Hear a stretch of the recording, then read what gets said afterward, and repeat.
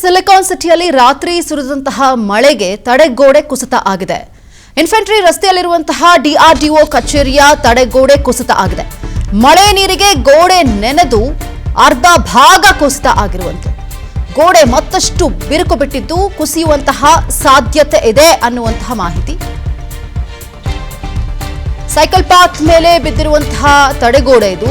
ಅದೃಷ್ಟವಶಾತ್ ಸಾರ್ವಜನಿಕರಿಗೆ ಯಾವುದೇ ರೀತಿಯಾದಂತಹ ತೊಂದರೆ ಉಂಟಾಗಿಲ್ಲ.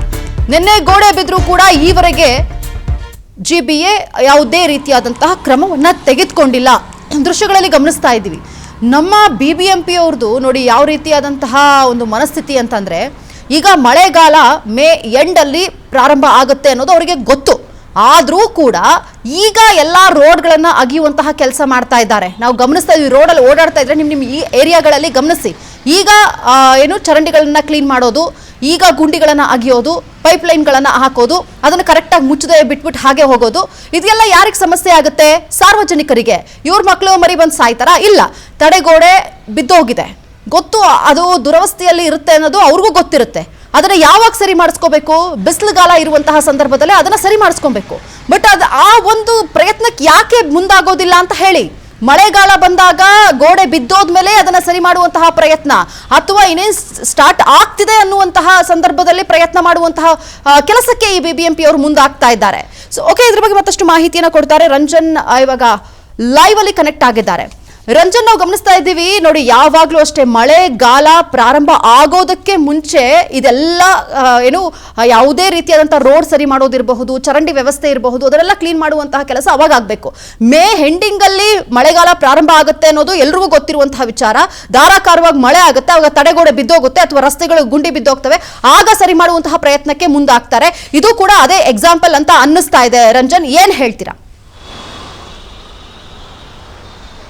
ಖಂಡಿತವಾಗ್ಲೂ ಮಾನಸ, ನೀವು ಹೇಳಿದ್ದು 100% ಸತ್ಯ. ಯಾಕೆಂತಂದ್ರೆ ಜಿಬಿ ಅಧಿಕಾರಿಗಳು ಪ್ರತಿ ಬಾರಿ ಮಳೆಗಾಲದ ಸಂದರ್ಭದಲ್ಲಿ ಏನೆಲ್ಲ ಮುನ್ನೆಚ್ಚರಿಕೆ ಕ್ರಮವನ್ನು ಕೈಗೊಳ್ಳಬೇಕು ಅವಾಗ ತೆಗೆದುಕೊಳ್ಳದೆ ಮಳೆ ಆದ್ಮೇಲೆ ಅಥವಾ ಅವಘಡ ಆದ್ಮೇಲೆ ತಮ್ಮ ಕ್ರಮವನ್ನ ಕೈಗೊಳ್ತಾರೆ. ಈಗಾಗಲೇ ಇವರ ಒಂದು ಬೇಜವಾಬ್ದಾರಿಯಿಂದ ಜನರು ಸಾಯ್ತಿರುವಂತದ್ದು ನಾವು ನೋಡ್ತಾನೆ ಇದೀವಿ. ಕಳೆದ ಬಾರಿ ವಿಜಯನಗರ ಕ್ಲಬ್ ಬಳಿ ಗೋಡೆ ಕುಸಿತು ಒಬ್ಬ ಆಟೋ ಚಾಲಕ ಸಾವನ್ನಪ್ಪಿದ್ರೆ, ಅದಕ್ಕಿಂತ ಮೊದಲು ಬೋರಿಂಗ್ ಹಾಸ್ಪಿಟಲ್ ಕೂಡ ಗೋಡೆ ಬಿದ್ದಿತ್ತು. ಅದೇ ಪ್ರಕಾರವಾಗಿ ಇವತ್ತು ಅದೊಂದು ಮತ್ತೊಂದು ಸನ್ನಿವೇಶಕ್ಕೆ ಸಾಕ್ಷಿ ಆಗುತ್ತಾ ರಾಜಧಾನಿ ಅನ್ನೋದು ಕೂಡ ಇಲ್ಲಿ ಪ್ರಶ್ನೆ ಆಗ್ತಾ ಹೋಗುತ್ತೆ. ಯಾಕಂತಂದ್ರೆ ಸದ್ಯಕ್ಕೆ ನಾನು ಇರುವಂತದ್ದು ರಾಜಭವನದ ಬಳಿ ಇದೀನಿ. ನೋಡ್ತಾ ಇರ್ಬೋದು, ರಾಜಭವನ ರಸ್ತೆಯ ಇನ್ಫೆಂಟ್ರಿ ರಸ್ತೆಯ ಬಳಿ ಡಿಆರ್ಡಿಒ ಕಚೇರಿ ಇದೆ. ಆ ಒಂದು ಡಿಆರ್ಡಿಒ ಕಚೇರಿಯ ಗೋಡೆ ಸಂಪೂರ್ಣವಾಗಿ ಕುಸಿದು ಹೋಗಿರುವಂತದ್ದು. ನಿನ್ನೆ ರಾತ್ರಿ ಸುರಿದಂತಹ ಮಳೆಗೆ ಈ ರೀತಿಯಾದಂತಹ ಅವ್ಯವಸ್ಥೆ ಉಂಟಾಗಿದೆ. ಈಗ ಎಚ್ಚರಿಕೆಯ ಕರೆಗಂಟೆ ಏನಂತ ಹೇಳಿದ್ರೆ, ಅಲರ್ಟ್ ಏನಂತ ಹೇಳಿದ್ರೆ, ಆ ಭಾಗದಲ್ಲಿ ಅಲ್ಲಿ ಮುಂದೆ ಗೋಡೆ ಕುಸಿದೋಗಿದ್ರೆ ಆ ಒಂದು ಡಿಆರ್ಡಿಒ ಕಚೇರಿ ಈ ಭಾಗದಲ್ಲಿ ನೋಡ್ತಿರ್ಬೋದು, ಸಂಪೂರ್ಣವಾಗಿ ಬಿರುಕು ಬಿಟ್ಟಿರುವಂತದ್ದು. ಗೋಡೆ ಆಲ್ಮೋಸ್ಟ್ ಒಂದು 10 ಫೀಟ್ ಗೋಡೆ ಇದೆ. 10 ಫೀಟ್ ಇರೋ ಕಾರಣದಿಂದಾಗಿ ಒಂದು ಮಳೆ ಬಂದ್ರೆ ಸಾಕು, ಇವತ್ತು ಈ ಗೋಡೆ ಸಂಪೂರ್ಣವಾಗಿ ಈ ಭಾಗಕ್ಕೆ ವಾಲ್ಕೊಳ್ಳುತ್ತೆ.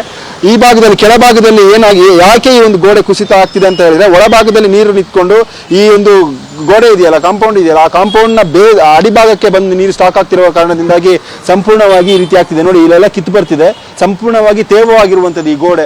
ಅದೇ ಪ್ರಕಾರ ಮುಂದೆ ಸಾಕ್ತಾ ಬಂದ್ರೆ ನೋಡಿ, ಅಲ್ಲಿ ಪಾದಚಾರಿಗಳು ಯಾವ ರೀತಿಯಾಗಿ ಇದೇ ಒಂದು ರಸ್ತೆಯಲ್ಲಿ ಸಂಚಾರವನ್ನ ಮಾಡ್ತಿದ್ದಾರೆ. ನಿನ್ನೆ ರಾತ್ರಿ ಸುರಿದಂತಹ ಮಳೆಗೆ ಈ ರೀತಿಯಾದಂತಹ ಅವ್ಯವಸ್ಥೆ ಆಗಿರುವಂತದ್ದು. ಆಲ್ಮೋಸ್ಟ್ ಎಷ್ಟು ಗಂಟೆ ಆಯ್ತು ಅಂತ ಹೇಳಿ ನಾವೇ ಊಹೆ ಮಾಡ್ಕೋಬಹುದು. ಜಿಬಿ ಅಧಿಕಾರಿಗಳು ಸಭೆ ಮೇಲೆ ಸಭೆಯನ್ನ ಮಾಡ್ತಾರೆ. ಮಳೆಗಾಲ ಬಂದಂತ ಸಂದರ್ಭದಲ್ಲಿ ಸಭೆಯನ್ನ ಮಾಡಿದೀವಿ, ಎಲ್ಲ ಅಧಿಕಾರಿಗಳಿಗೆ ಸೂಚನೆ ಕೊಟ್ಟಿದ್ದೀವಿ. ಸಿಎಂ ಡಿಸಿಎಂ ನಮಗೆ ಸೂಚನೆ ಕೊಟ್ಟಿದ್ದಾರೆ. ನಾವೆಲ್ಲ ಒಂದು ಇಂಜಿನಿಯರ್ಗಳಿಗೆ ಕಾರ್ಯಪ್ರವೃತ್ತಕ್ಕೆ ಸೂಚನೆ ಕೊಟ್ಟಿದ್ದೀವಿ ಅಂತ ಹೇಳಿ ಬೆಂಗಳೂರಿನ ಜಿಬಿಯ 5 ಪಾಲಿಕೆಯ ಮುಖ್ಯ ಆಯುಕ್ತರು ಭಾಷಣಗಳನ್ನ ಮಾಡ್ತಾರೆ, ಡೈಲಾಗ್ ಹೊಡಿತಾರೆ. ಆದ್ರೆ ಅವರು ಹೊಡೆಯುವಂತ ಭಾಷಣ, ಅವ್ರು ಮಾಡುವಂತ ಸಭೆಯ ಆಕ್ಚುಲಿ ಪರಿಸ್ಥಿತಿ ಇದು ನೋಡಿ. ಇಷ್ಟೊತ್ತಾಯ್ತು ಇಲ್ಲಿ ಪಾದಚಾರಿ ರಸ್ತೆ ಮೇಲೆ ಈ ರೀತಿಯಾದಂಗೆ ಗೋಡೆ ಬಿದ್ದು ಇಷ್ಟೊತ್ತಾಗಿದೆ. ಇದನ್ನ ತೆರವುಗೊಳಿಸುವಂತ ಕೆಲಸವನ್ನಾದ್ರೂ ಮಾಡಬೇಕಿತ್ತು, ಅದು ಕೂಡ ಆಗಿಲ್ಲ. ಆದ್ರೆ ಇದು ಯಾವ ರೀತಿಯಾಗಿ ಜನರಿಗೆ ಸಂಕಷ್ಟವನ್ನ ತಂದೊಡ್ಡುತ್ತೆ ಅಂತ ಹೇಳಿ ನೋಡಿ, ಈ ರೀತಿಯಾದಂತಹ ಗಾಜಿನ ಚೂರು ಇರುವಂತಹ, ಅಂದ್ರೆ ತಡೆಗೋಡೆಯ ಮೇಲ್ಭಾಗದಲ್ಲಿ ಹಾಕಲಾಗಿರುವಂತಹ ಗಾಜಿನ ಚೂರಿನ ಮೇಲ್ಭಾಗದ ಒಂದು ಪೋರ್ಷನ್ ಬಿದ್ದೋಗಿದೆ ನೋಡಿ. ಈ ತರ ಎಲ್ಲ ಇದೆ.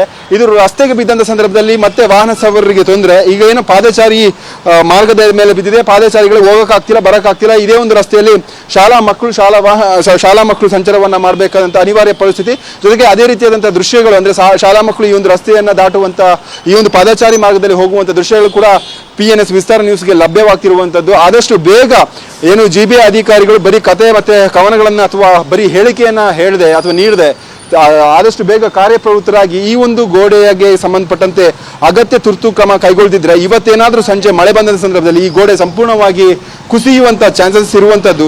ಇದರಲ್ಲಿ ಬರೀ ವಾಹನ ಸವಾರರಿಗೆ ಮಾತ್ರ ಅಲ್ಲ, ಪಾದಚಾರಿಗಳಿಗೆ ಮಾತ್ರ ಅಲ್ಲ, ಜನಸಾಮಾನ್ಯರು ಇರ್ಬೋದು ಅಥವಾ ಮಹಿಳೆಯರು ಇದು ಈ ಒಂದು ರಸ್ತೆಯಲ್ಲಿ ದಾಟ್ಕೊಂಡು ಬರ್ತಾರೆ. ರಾಜಭವನವನ್ನ ವೀಕ್ಷಣೆ ಮಾಡೋಕೆ ಬರುವಂತ ಪ್ರವಾಸಿಗರಿಗೂ ಕೂಡ ಈ ಒಂದು ರಸ್ತೆ, ಈ ಒಂದು ಗೋಡೆ ಯಮನಾಗಿ ಇಲ್ಲಿ ಕಾಣ್ತಿರುವಂಥದ್ದು. ಸಂಪೂರ್ಣವಾಗಿ ರಸ್ತೆ ಅಂದ್ರೆ ಆ ಭಾಗದಿಂದ ಹಿಡಿದು ಸಂಪೂರ್ಣವಾಗಿ DRDO ಕಚೇರಿ ಇನ್ಫೆಂಟ್ರಿ ರಸ್ತೆಯಲ್ಲಿ ರೈಟ್ ತಗೋತೀವಲ್ಲ ಆ ಭಾಗದವರೆಗೂ ಕೂಡ ಸಂಪೂರ್ಣವಾಗಿ ಕೆಳಭಾಗದಲ್ಲಿ ತೇವ ಆಗಿದೆ. ಸ್ವಲ್ಪ ಇದು ಗೋಡೆ ವೀಕ್ ಆಗಿದೆ ಅಂತ ಅನಿಸ್ತಿದೆ. ಯಾವ ಕ್ಷಣದಲ್ಲಿ ಬೇಕಾದ್ರೆ ಬೀಳ್ಬೋದು. ಸೊ ಸದ್ಯಕ್ಕೆ ಇಲ್ಲಿ ಬೇಕಾಗಿರುವಂಥದ್ದು ಅಧಿಕಾರಿಗಳ ಆಕ್ಷನ್.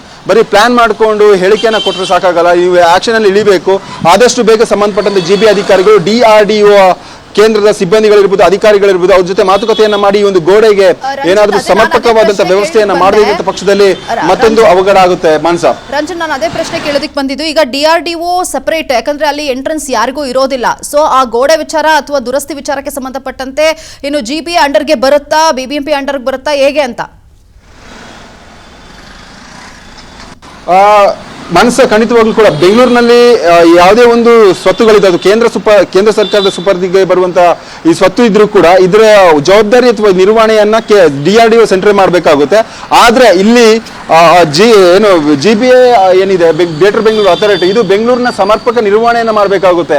ಈ ರೀತಿಯಾಗಿ DRDO ಗೋಡೆ ನೇರವಾಗಿ ಕುಸಿದು ರಸ್ತೆಗೆ ಬಿದ್ದಂತ ಪಕ್ಷದಲ್ಲಿ DRDO ಕೂಡ ಎಚ್ಚೆತ್ಕೊಬೇಕು, GB ಅಧಿಕಾರಿಗಳು ಕೂಡ ಎಚ್ಚೆತ್ಕೊಬೇಕು. ಇಬ್ರು ಕೂಡ ಕಮ್ಯುನಿಕೇಶನ್ ಮಾಡಿ, ಅಂದ್ರೆ ಎರಡು ಸಮರ್ಪಕ ಇಲಾಖೆಗಳು ಒಂದು ಹಂತದ ಕಮ್ಯುನಿಕೇಶನ್ ಮಾಡಿ ಇದಕ್ಕೆ ತೆರವುಗೊಳಿಸುವಂತ ಕೆಲಸವನ್ನ ಮಾಡಬೇಕು. ನೀವು ಹೇಳ್ದಂಗೆ ಇದು DRDO ಲಿಮಿಟ್ಸ್ ಅಲ್ಲಿ ಬರುತ್ತೆ ಅಥವಾ GBA ಅಧಿಕಾರಿಗಳು ಮಾಡುವಂತದ್ದು ನಮಗ್ ಬರೋದಿಲ್ಲ ಅನ್ನುವಂತ ಕಾರಣವನ್ನ ಕೊಡ್ತಾ ಹೋದ್ರೆ, ಕಳೆದ ಬಾರಿ ಆಯ್ತಲ್ಲ ಬೋರಿಂಗ್ ಹಾಸ್ಪಿಟಲ್ ಅಲ್ಲಿ ಅದೇ ರೀತಿಯಾದಂತಹ ಅವ್ಯವಸ್ಥೆ ಜೊತೆಗೆ ಸಾವುಗಳು ಕೂಡ ಸಂಭವಿಸುವಂತಹ ಚಾನ್ಸಸ್ ಇರುವಂತದ್ದು. ಯಾಕೆಂತಂದ್ರೆ ಇಲ್ಲಿ ಒಂದು ಪರಿಸ್ಥಿತಿ ಯಾವ ತರ ಇದೆ ನೋಡ್ತಿರ್ಬೋದು, ಎಷ್ಟು ಗಾಡಿಗಳು, ವೆಹಿಕಲ್ಗಳು ಈ ಒಂದು ರಸ್ತೆಯಲ್ಲಿ ಸಂಚಾರವನ್ನ ಮಾಡ್ತಿದೆ ಅಂತ ಹೇಳಿ. ಈ ಒಂದು 10 ಫೀಟ್ ನ ಗೋಡೆ ಇದು, 10 feet almost 10 to 15 feet height ಇದೆ.